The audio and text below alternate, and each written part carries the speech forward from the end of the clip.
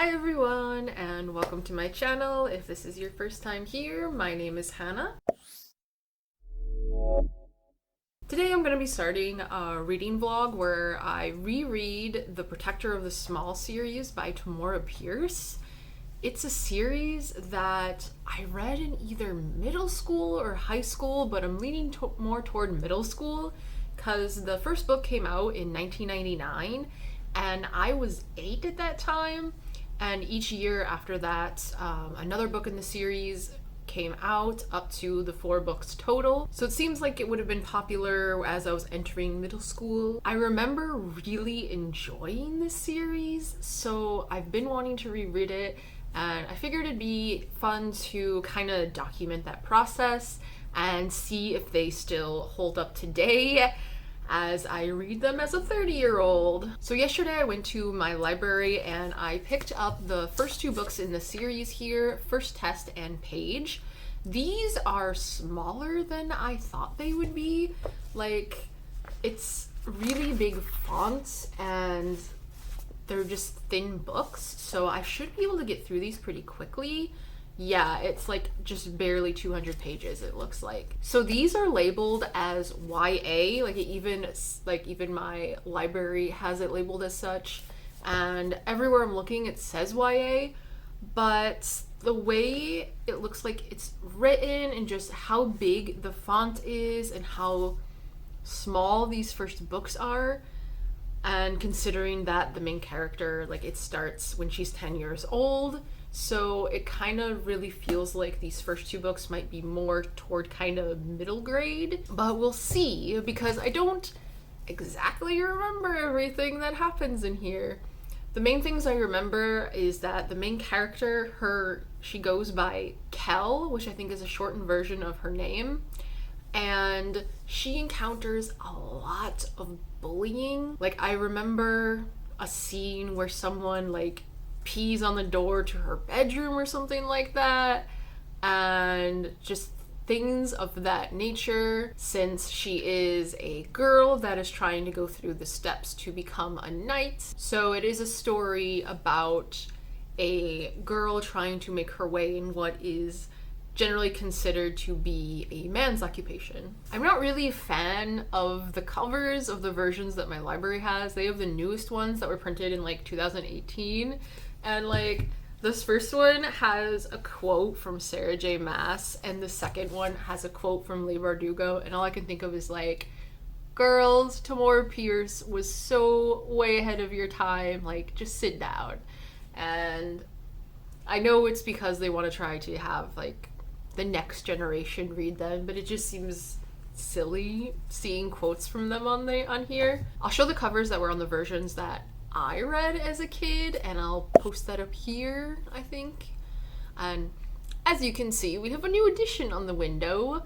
That is an octopus plush that my husband got from his work from Christmas 2019, but he was only just recently able to bring it home because of COVID, and now he has a place on our window there, so he will be a new addition to the videos, I suppose. I've not read the description of these books at all. This is something I just recently decided I want to do, so I just grabbed them when I saw them at the library. So let's read through this together. Caladri of Mindolin is the first girl who dares to take advantage of a new rule in Tortall, one that allows females to train for knighthood. After years in the Yamani Islands, she knows that women can be warriors, and now that she's returned home, Kel is determined to achieve her goal. She believes she is ready for the traditional hazing and grueling schedule of a page, but standing in Kel's way is Lord Wilden. The training master is dead set against girls becoming knights. He says she must pass a 1-year trial that no male page has ever had to endure. It's just one more way to separate Kel from her fellow trainees. But she is not to be underestimated. She will fight to succeed even when the test is unfair. So yeah, obviously there's going to be a lot of misogyny, and I'm probably going to be angry at some things people do and say, but like I said, I really remember enjoying this series, and I'm hoping it kind of stands the test of time. So let's get into book 1, First Test. Look at this torty. So cute. Such a cute tort. She's so cute. She's so cute. Do. Tort. Mwah. Ori is over there. Let's go bother the Ori.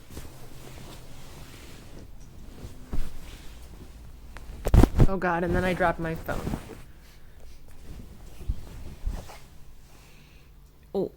Oh, there's Tiffy's. Oh god, he not happy. Oh, he Ori. What you doing? Oh. There's Oricorio. Mwah. He cute boy. And he gone. Alright, well, be that way. Alright, so I am going to... Oh, there's a sloth. Be reading more of First Test tonight. I am 64 pages in. I've read the first 3 chapters, and yeah, I don't think this is middle grade, because in the first 14 pages, it is a lot more brutal than I was expecting. There's animal death in a not nice way at all, and that really kind of shook me a bit. After I read it, I kind of remember that happening, but man, I was not prepared. So the story so far is basically our main character, the 10-year-old Kel. She wants to be a knight someday, so her family arranges for her to be able to start training as a page. And obviously, since she's female, stuff doesn't exactly go according to plan. So there's a lot of people trying to set up obstacles in her way. I also didn't remember that she actually starts the whole program where she already has kind of had this warrior training from these islands that she lived on. And I felt like that was kind of weird, because I kind of just assumed that she'd be going in kind of blind and not really knowing what she was doing. But she's pretty much starting off on a better foot than most of the other pages, and that just kind of separates her even more from the group and makes her stand out, which isn't exactly a good thing at this moment. So it's still the beginning, we're still learning about all the people and everything, so not much has happened yet, but we'll see where it goes. So my husband got this game from his work called Dice Throne, and there's like different classes that you can play as, and the box that we have has Gunslinger and Samurai is what he has over there. And we played it for the first time yesterday, and it was interesting, but there's quite a lot to it, and it reminds us of Magic the Gathering. But let me get this set up here. So here it is, all set up. It has dice, your own deck, you have tokens, you have combat points, you have a life counter. So yeah, there's quite a lot. And that's the Samurai. It's a new day. It is Thursday, April 8th, and I have read 129 pages in this book. I'm on chapter 8 now, and I really should be able to finish this today because I read more than half of it yesterday. I just checked, and there's actually only 206 pages, so I have less than 100 pages left of the actual story. I thought it was a bit longer than that, and on Goodreads I think it says it's 240 pages, so I'm not sure why that's the case in this. Not much has changed since the last update, really. Since this is the first book, it's a lot of learning the characters, her going through her classes, her learning the training. Like one of the previous chapters was about learning how to joust and how to hold a lance and stuff. So it's been a lot lighter of a book than I was expecting. The bullying and sexism and things of that nature also haven't been as bad as I was expecting. She does get in a fight with 3 older boys, but she's trying to prevent them from bossing around one of her classmates. And they weren't even really like having him do something bad. They were just like pushing books off a table and having him pick them up. So it wasn't anything extreme. And the scene that I did remember of someone like peeing on her bedroom door, that does happen in this book. And I remembered it as being a lot bigger of a deal, but it's pretty much just a paragraph in this book and that's it. So I really thought there was going to be like more of a hazing, but that's not been the case, which I mean is good because I don't really want to read something that is just pure bullying, but it still kind of surprises me a bit. Also, Kel is supposed to be 10, and the person that she's paired up with to kind of show her the ropes and everything is 15, but how they read, they seem like the same age. So I'm kind of curious if throughout the books you're actually going to be able to tell that she's getting older, or if she's just kind of going to have the same voice throughout the series, because like a 10-year-old beating up like 13, 14, 15-year-olds, getting in a fight with them and stuff, like that just doesn't seem like something that would really go in her favor. And so it's kind of hard to believe that she's only 10. But yeah, that's about it.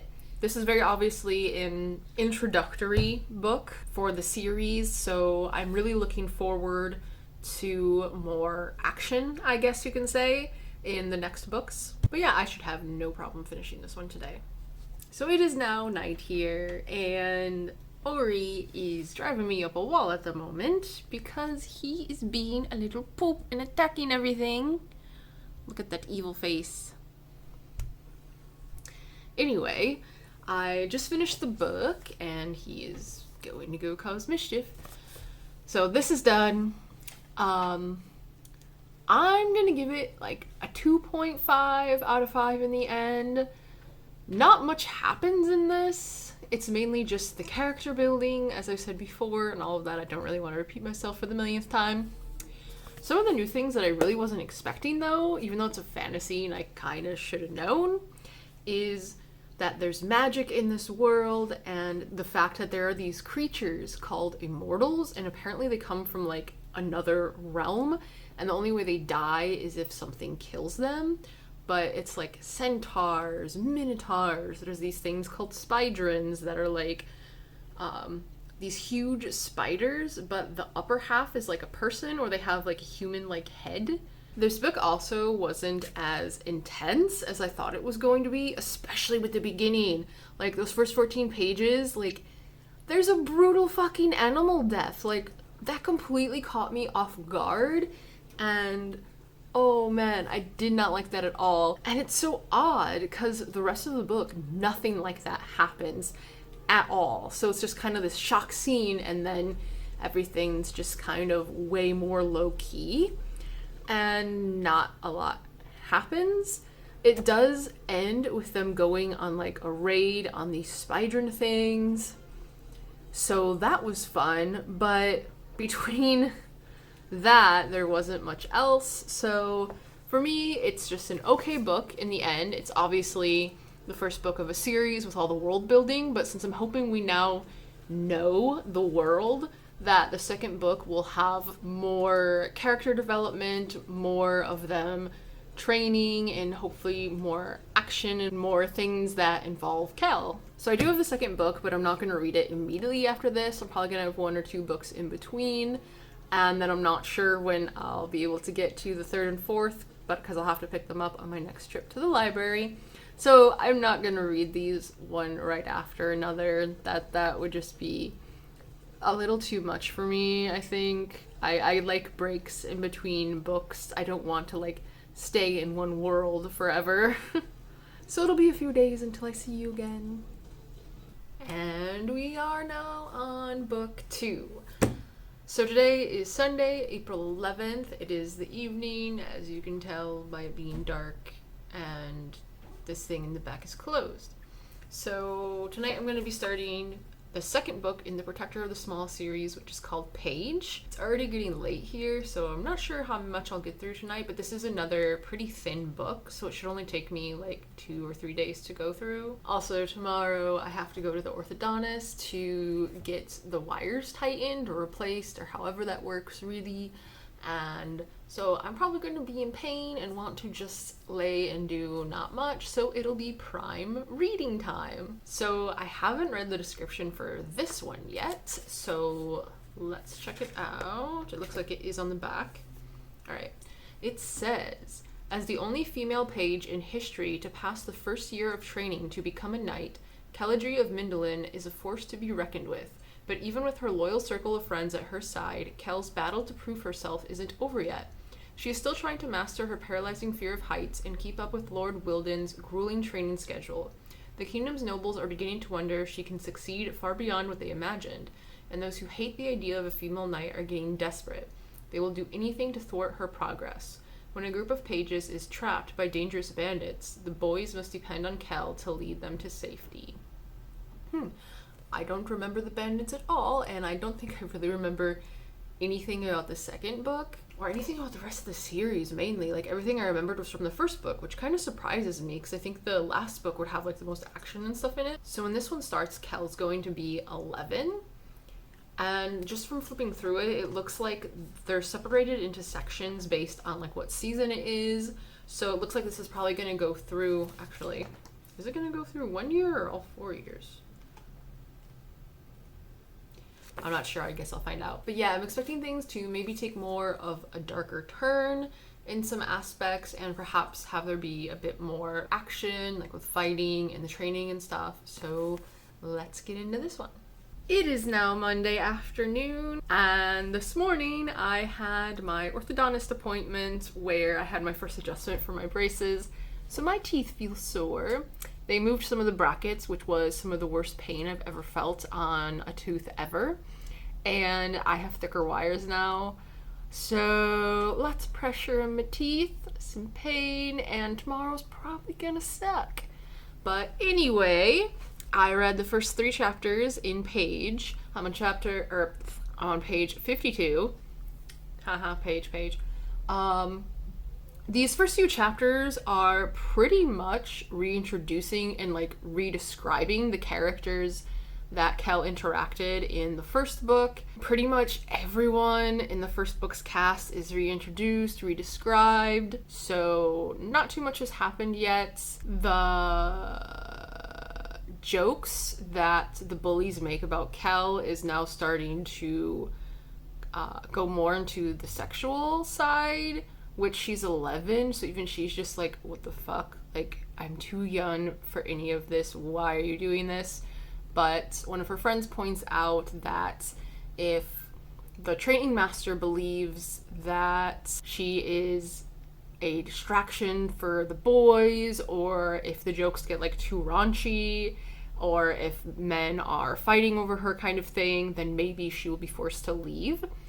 So that's kind of the conflict that this book is now introducing, but that's about it. She still kind of shows how she's a protector toward people who are weak or smaller than others, and that's the case whether it's a person or an animal, but it's still the beginning of them kind of coming back to school sort of thing, so we'll see where it goes from there. I didn't put a bookmark in my book. So it's nighttime here now, and my teeth are bothering me, so I'm gonna make this quick. I'm on chapter 7, page 101 of this book, and we've gone through another entire year of the schooling and the training. We're now back to summer break again. Chinchilla is running on the wheel. And I'm not sure if Kel is 12 yet or not. They haven't said anything about her birthday. Not much happened. They went through this year really, really quickly. She has hit puberty, so like she started bleeding and stuff, but that was like such a minor like incident so far. So not much has happened with things like that yet. She has a crush on one of her friends, so she's kind of realizing like, hey, she can develop feelings for someone. So I think her emotional range is going to be growing now. But other than that, not much has happened yet, since it's just kind of rushing through things, I guess, to try to progress time. But I'm gonna continue reading for a bit longer, I think, and we'll see how far I get tonight. And as you can see, it's morning again. It's now Tuesday, and last night I got to chapter 9, page 141, so I think I'm over halfway done. Yeah, I'm over halfway done in the book now. See? My teeth are really hurting me. Luckily, talking doesn't really add to the pain too much, but like my lips touching them does hurt, and if my teeth touch them, it hurts too. I think today is just gonna be more of a relaxed day since the pain is really distracting. So I'm hoping to finish this today. I've noticed that these follow a specific formula, it seems. Just like in the first book, the year of classes and things like that, there's just some bullying, but nothing that's like gonna really hurt a person. Well, physically hurt a person, I should say.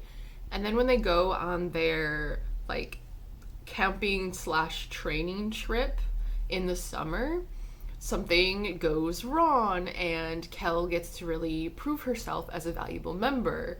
So that was how the first book pretty much ended. And her second year in this night training program pretty much went the same way, where the school year goes by with not too much happening, just some of the bullying of her and her group here and there.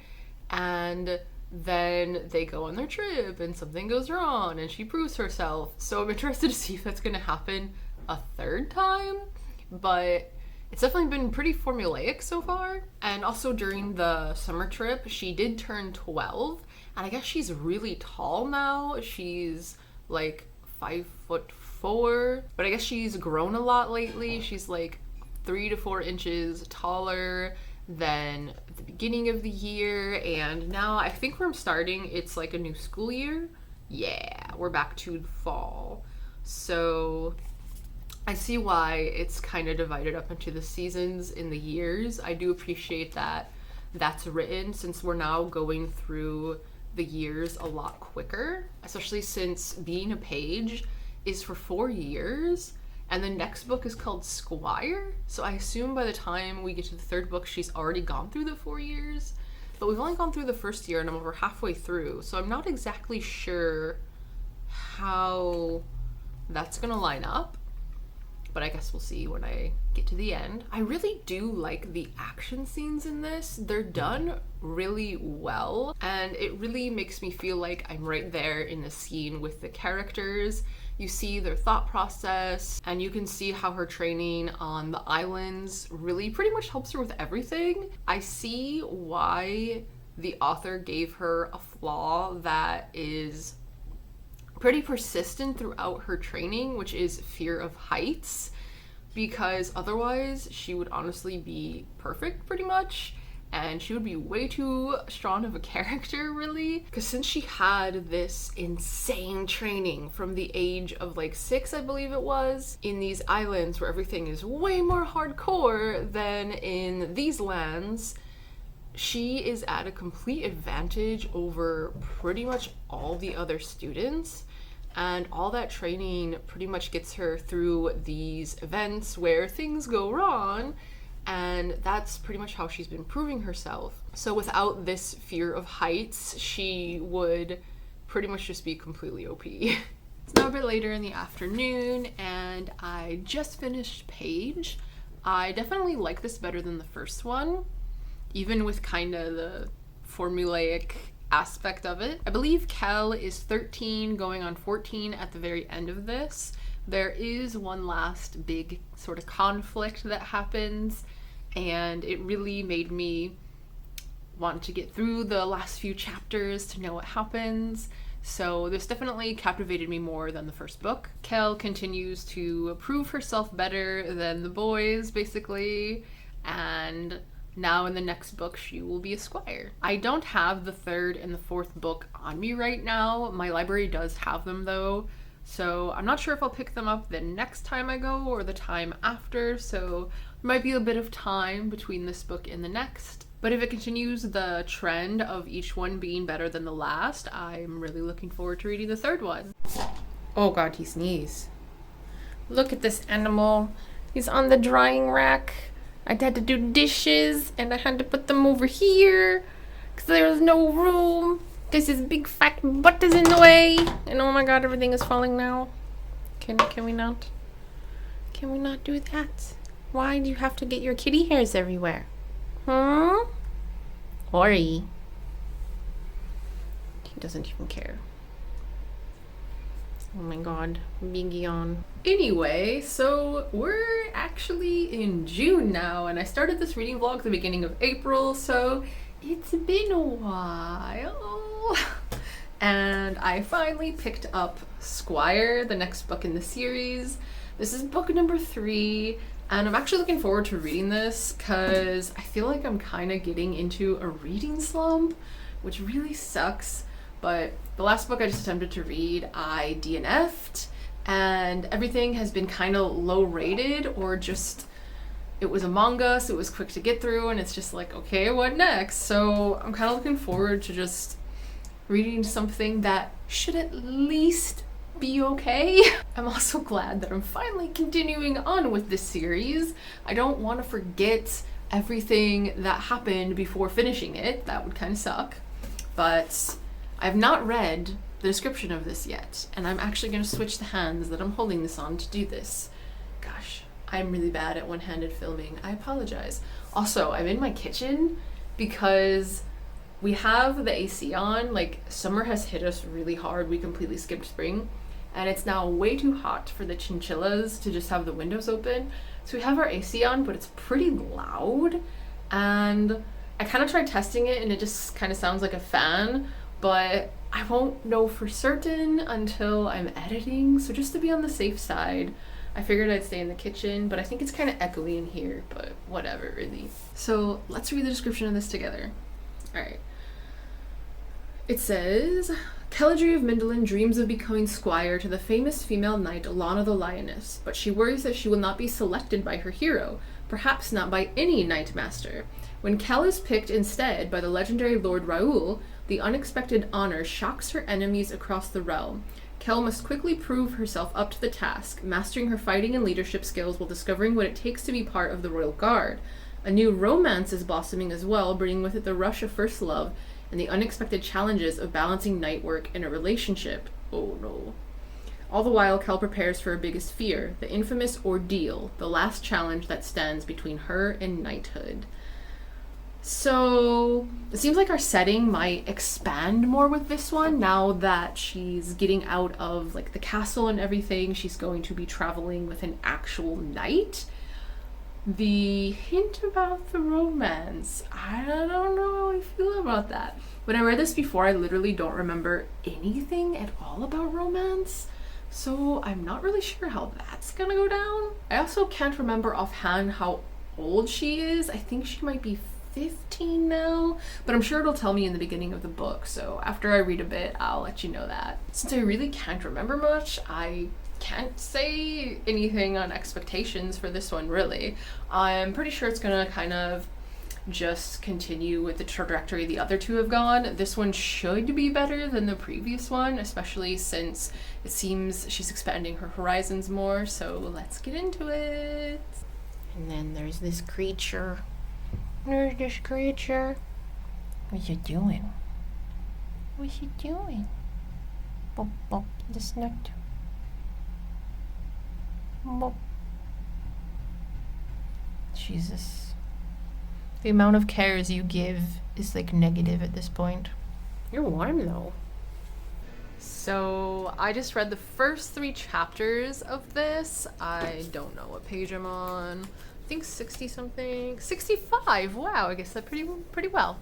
And this is a lot faster paced and gets into the action a lot quicker than the first 2. This one really doesn't waste time. Kel gets picked by a knight to be their squire pretty much right away, and we're pretty much in the first like 24 hours still, and she's already had to like leave in the middle of the night with the group, and so it's like all new characters. It's whole new adventure, and it's just moving so much quicker. I love that. So this one definitely seems like it's gonna have a lot more action than the other ones, which I mean makes sense because it's pretty much gone from her training to actually being like in the field, and it's refreshing because I mean the first two, they kind of do get repetitive since it's so focused on the training and it's pretty much the same training just over and over again. So I'm really interested to see how the story develops here and learn more about these new characters as well. We're also starting to meet some of these immortals that have been talked about throughout the books, but we haven't really seen too much of. And now since our setting is really being broadened, I think we're probably going to see more and more of them. But we've seen centaurs now, griffins have been referenced, so it just feels like the whole world is really opening up and we're just experiencing more of it. She's still getting like side comments and stuff from people who are dumb as usual, but it's not near as bad as it was in the other books. And also in the first paragraph it said she's 14, so that kind of surprised me a bit because it seems like she'd be older by now. So I'm assuming in this book we'll probably see her turn 15 and then 16 probably, because I'm assuming she'll be pretty close to an adult when she's a knight, but not sure. I don't think I'm going to read any more tonight, but I'm really enjoying the beginning part of this book. I think it'll definitely be the best one out of the three so far.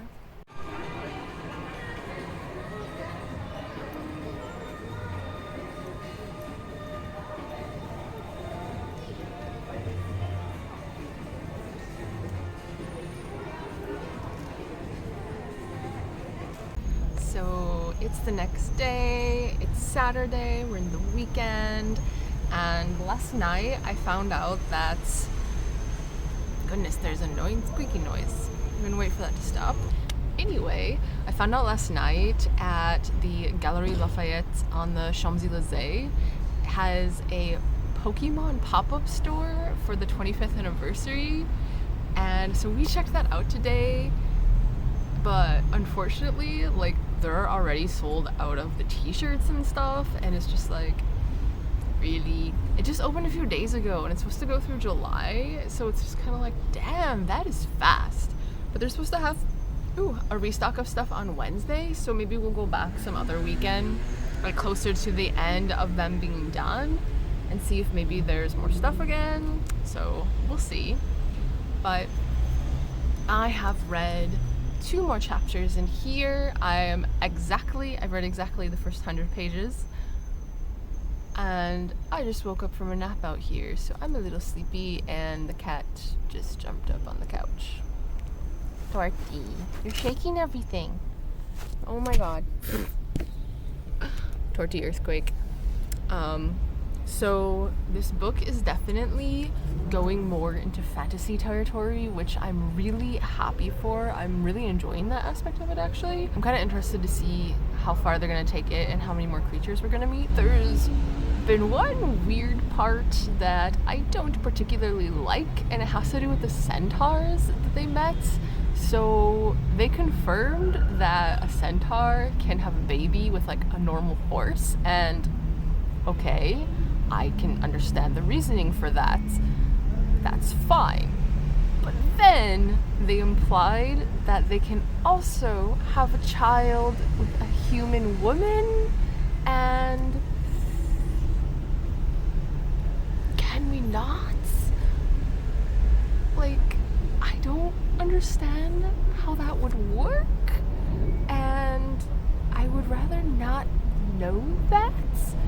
So that was one weird bit in here so far, and I'd rather not find out any more weird information like that. Thank you very much. So that's where I'm at the moment. It is now Sunday.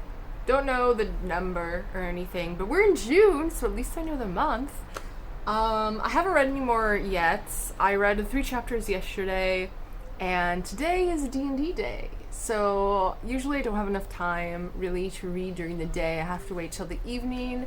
So no real book update, but I might be able to film some D&D though. Yeah, we do diagonals if you want. So that's Yeah, I know, but I also have a glaive that's a 10-foot reach, and it just made me laugh because I'll be able to make it. Oh. That's cool. And then I'm gonna cast Bane. Ooh.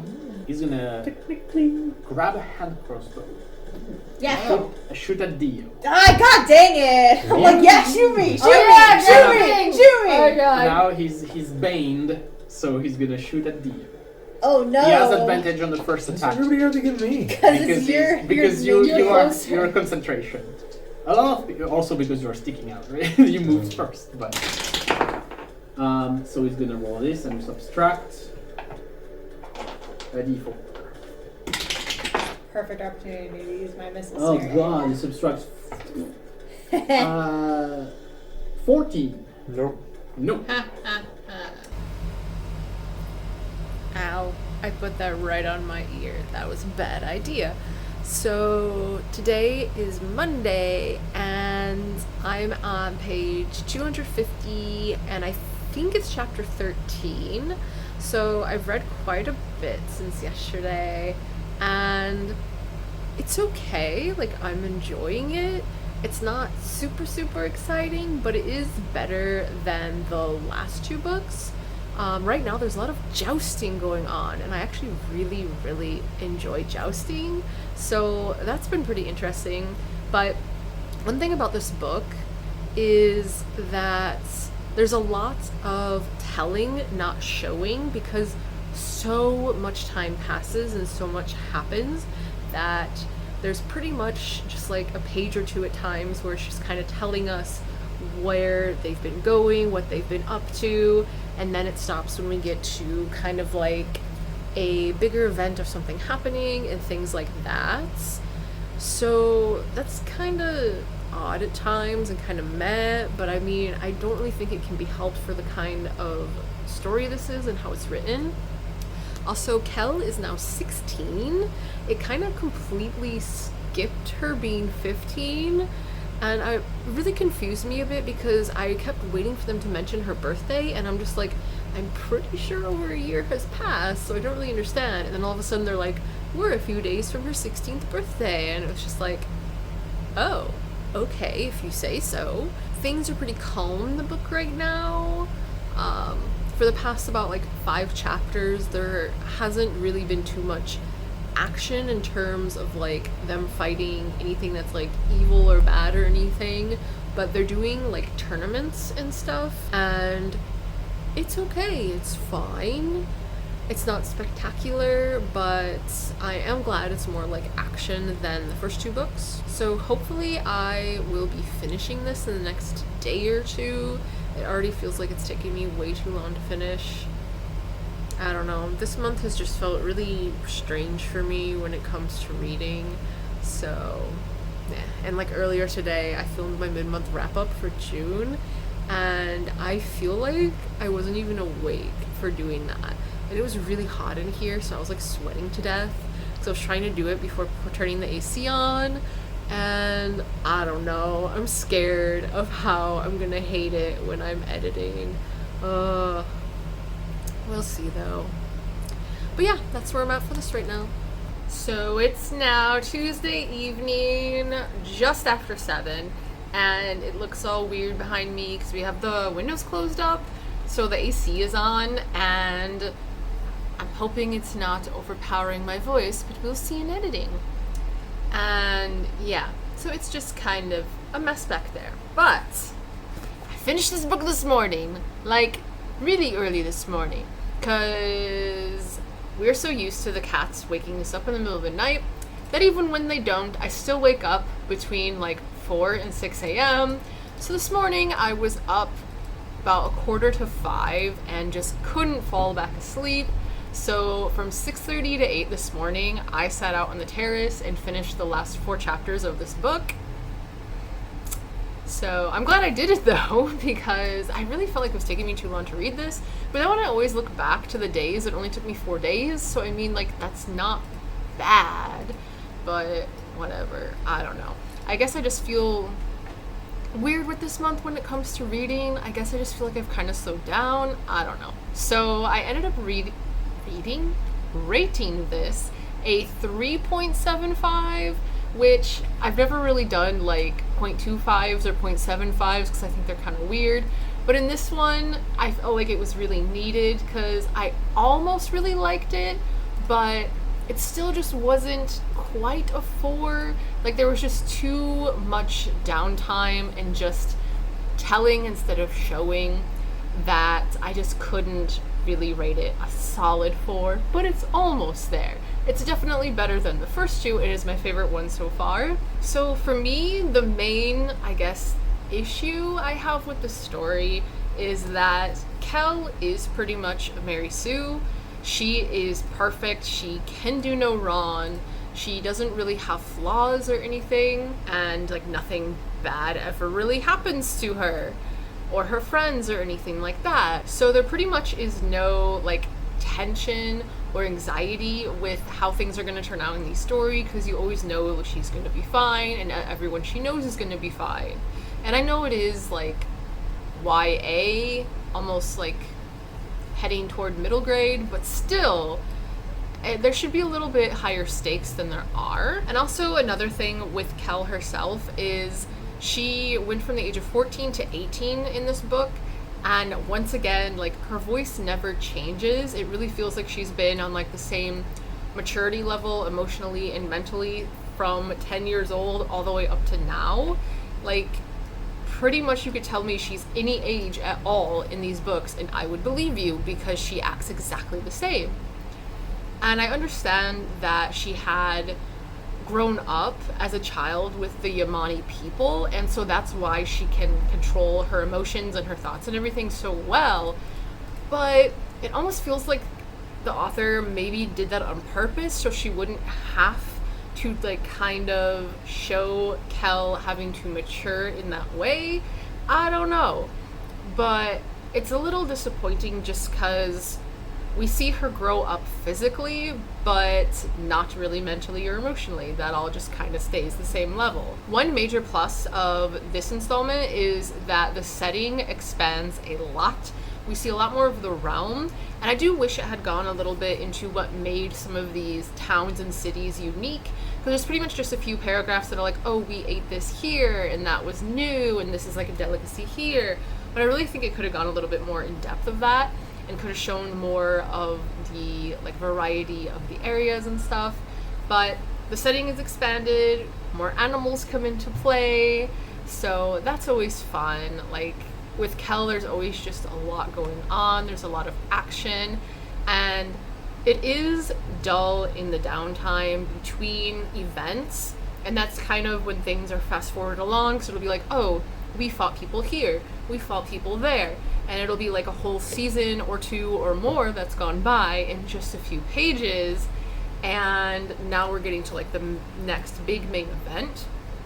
And I understand we have to get through 4 years in a book that's less than 400 pages, so obviously you can't talk about every little skirmish and detail and everything, but it still feels strange and odd when that happens, just since you can't really tell that Kel is growing up much or changing much either, so you just don't really have a good reference for how much time is passing and why we are skipping over all of this. And finally, the climax of this book is really just a blip in the entirety of it. It does set up the plot line for the final book, but this whole book builds it up to be like this huge event that just like beats you down. Like, people can die from becoming a knight and having to go through this trial, and then she's done in like 2 pages.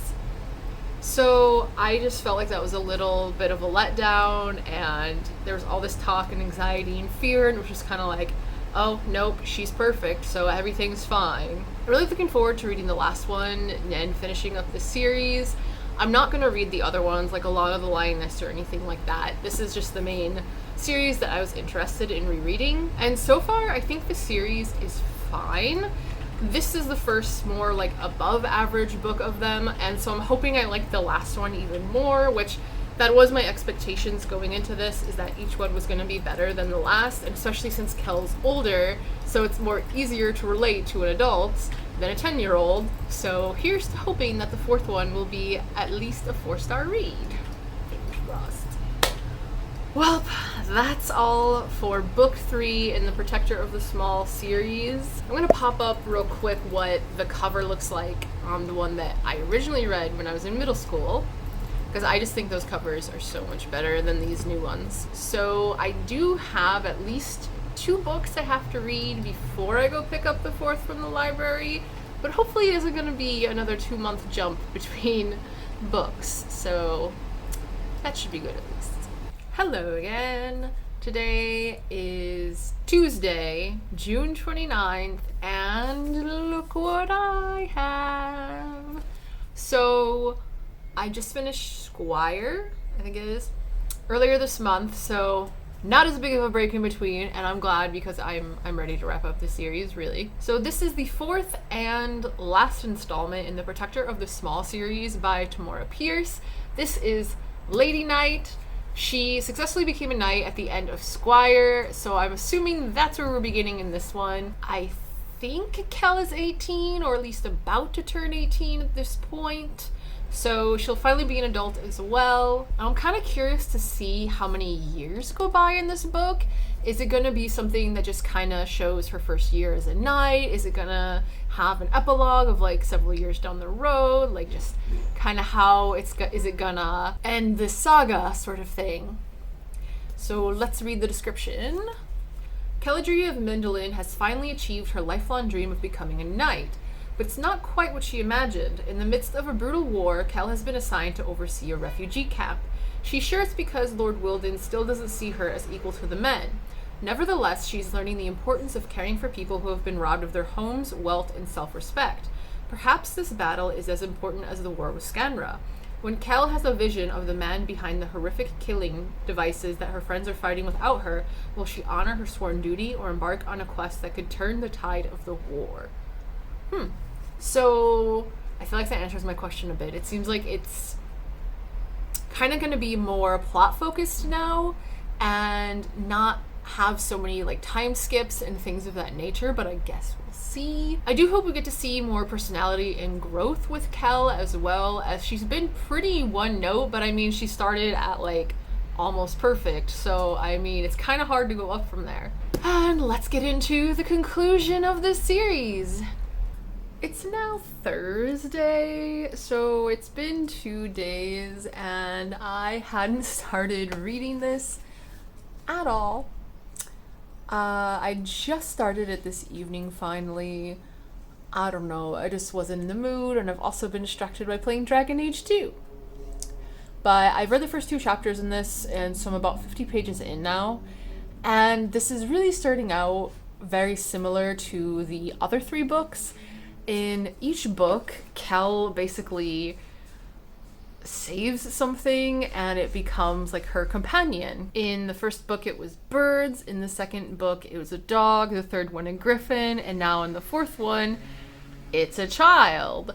And she pretty much saved this child from an innkeeper that was abusing him, and he's going to be like a mini like servant now, I guess. And besides that, we're definitely getting Chosen One vibes, as she's having these dreams of this incoming threat, and she's the only one that has them. She's the only one that the chamber is kind of speaking to or speaking through to try and solve this. And so it's not a trope that I'm fond of, nor was I really expecting it in this, but I guess it's kind of the next step from her actually becoming a knight. The land does know that there's like an incoming war, but they don't really know like how brutal it's going to be, and she hasn't really been able to talk to anyone yet about the visions that she's seen.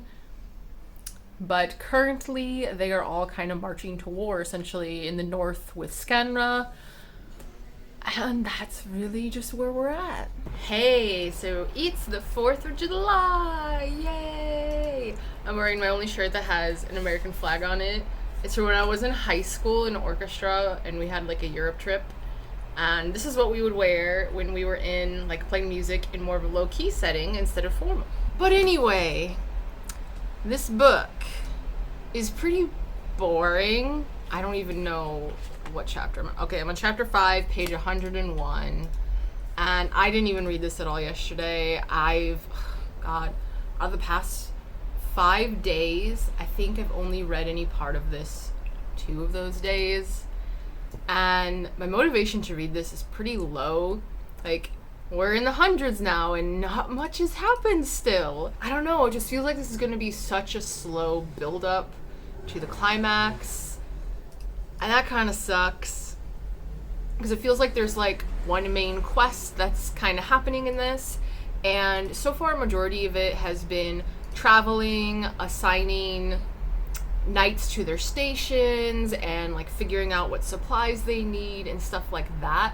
So just kind of not very interesting things. There's been like no action so far, and so this has been a bit different than the other 3. It has a bit of a different feel. I don't know, it's just not really what I was hoping for. I'm actually kind of debating if I should put it down for a bit and read something else, because I kind of feel like I'm heading into a reading slump. But it's also July, it's summer, so I don't know if that's because we're just kind of doing more things outside of the house, and like I have a video game that I'm interested in playing and stuff. I don't know, but this just ain't it at the moment. So I've finally read more of this, and it's really windy outside right now, but it feels nice laying on the couch. So today is Tuesday, July 6th or something like that. I don't know. Stuff is finally starting to happen in the book, which is good, because honestly, I almost kind of felt like DNFing it. I just not feeling it right now. I also haven't read in several days, and I think I'm just in a reading slump, so not exactly the ending to this reading vlog that I was expecting. But I'm on chapter 7 right now. Page 140, I think it is. I read chapters 5 and 6 just now, and there was a battle at the refugee fort that Kel is managing right now, and that was only like 1 chapter's worth and is pretty much the only interesting thing that's happened in this entire book so far. And now it's kind of getting more into like strategies and training people and just making sure that they're able to actually defend the fort. So it's kind of picking up a bit. I don't know, it definitely just needs more happening.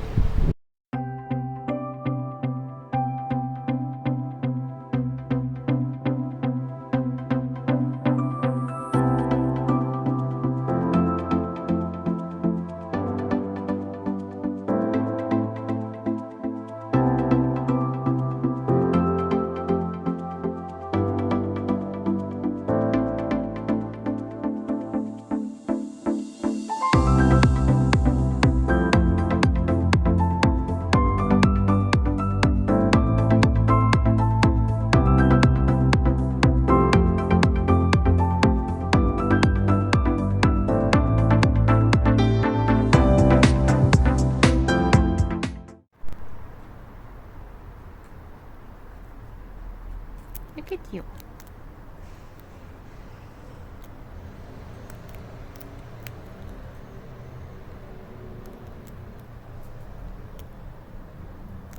And time skip forward. It is now Thursday, July 15th, and I don't know how much time has passed exactly since I last filmed, but it has taken me 2 weeks. But I have finally finished this book. And I'm sorry I didn't update more about it, but really, nothing was happening. I didn't have anything to say. And so I figured I would just keep my final thoughts for this part. So this has actually ended up being my lowest rated of the series, and it's the thickest, so that sucks. It also ruins the upward motion of the ratings that it's been from book to book so far. So there's a lot of construction going on. in the background, so you're probably going to be able to hear that regardless. So this book has put me in a bit of a reading slump. Like I said, it took me 2 weeks to finish when it would normally take me 3 to 4 days, and it just wasn't interesting. It couldn't keep my interest, and I found myself just like reading the words on the page and not absorbing them because I just didn't care. Also, the stakes never really feel high, as in all of the books, no one really dies or anything, and or at least none of the important characters, I should say. A lot of people die in this one, but I mean, it's each book is quite formulaic. They all follow the same pattern, and we know she's gonna be fine. So there really isn't the tension there that you would want in a battle. And also the final climax of this just lasts like 2 pages. There's all this build up and build up and build up, and then it's just like, oh. And even for like Kel herself, it wasn't what she was expecting either, and so it's just kind of like, well, that was a letdown. The majority of this book takes place in a fort named Haven that Kel is actually the commander of, and it pretty much just goes through day-to-day life there, and not much happens. They get attacked twice, and the first time they were attacked is probably the most descriptive battle in this entire book. And I was like, okay, like now we're finally gonna have stuff happening. But no. When the second battle happens, it's just over really quick. It's just like, oh, look, there's enemies and they're dead. So this one is a lot less of an action book and more about how boring being a knight can be. But this is also where the story is turned into more of like a chosen one trope, which I am not really a fan of, and I just didn't really feel like it fit here, because the whole like message in the first few books is like she's doing this on her own, she's not getting special treatment, like no one is helping her kind of thing. But then it's like, oh, you're the chosen one, so But the most things happen in the last 100 pages, and that was definitely the most interesting part for me. It held my attention a lot more. They were going into like enemy territory, and they were kind of like disobeying orders, but I mean, it's not like there's going to be consequences for that. So, but the end did feel abrupt.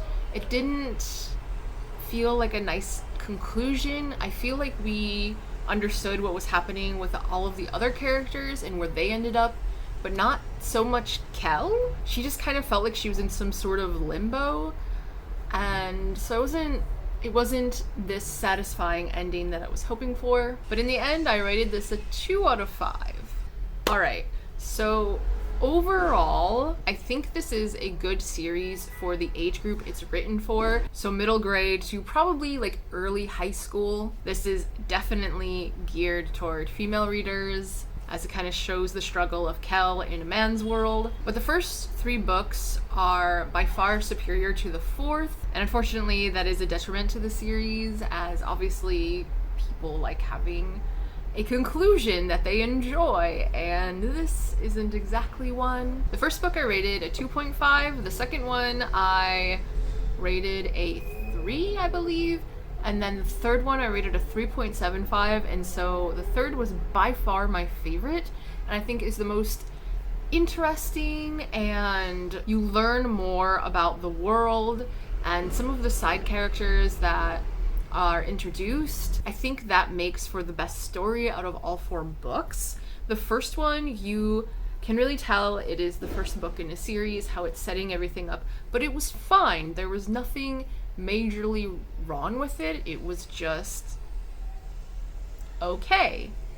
And then the second book just kind of builds on that, and then we get to the third book where she can finally leave the castle and we can see the rest of the world and have more world building and meet new characters and things like that. And I really was hoping for more of that in the fourth one, and while we do get a bit of it, it's just not to the extent of where it was more fun and intriguing, and it was just kind of more of the same, if not less, and we just didn't get the big fights that we were expecting. I also find Kel because we follow her from 10 years old, I believe it is, up to 18 in her whole journey to be a knight, and I feel like she never changes. She has one flaw, and that is the fear of heights, which she eventually gets rid of, and so then she essentially has no flaws. I really wanted to see her like emotional and mental maturity throughout the series, but we really don't get that, as even when she's 10, she's super mature for her age, and she just kind of stays at that one level throughout the entirety of the book. Because we can see how some of the other characters change or get better or develop more of a personality, but she just stays one note. And although I do like her as a character, she could have been the same age throughout the whole story and I would have believed it. So in the end, I'm really glad I reread this, as I didn't have many memories besides of just the first book. Unfortunately, it didn't quite live up to what my expectations were, but it was also nice to experience a series that isn't as serious or high fantasy or as adult as I've been reading, so it's a bit more chill and laid back. I just wish the ending of this was a little more cohesive, as I just struggled with this last book way too much. Do I think it was worth reading? Yes, although I wouldn't exactly recommend it to adults. It is definitely geared more toward middle grade, and I think that should probably be the age group that sticks to this. I think it would be really enjoyable to like 10 to 14-year-olds, especially girls, and it might be a bit of like an empowering story for them. So in the end, this does hold up for today, but it's just not as good of a series as it could have been. And as always, thank you for hanging out with me. This was months and months long journey, apparently. Wow, it should not have dragged it out that long. I am definitely not looking forward to editing this. But I will see you next time, and bonne journée, and au revoir.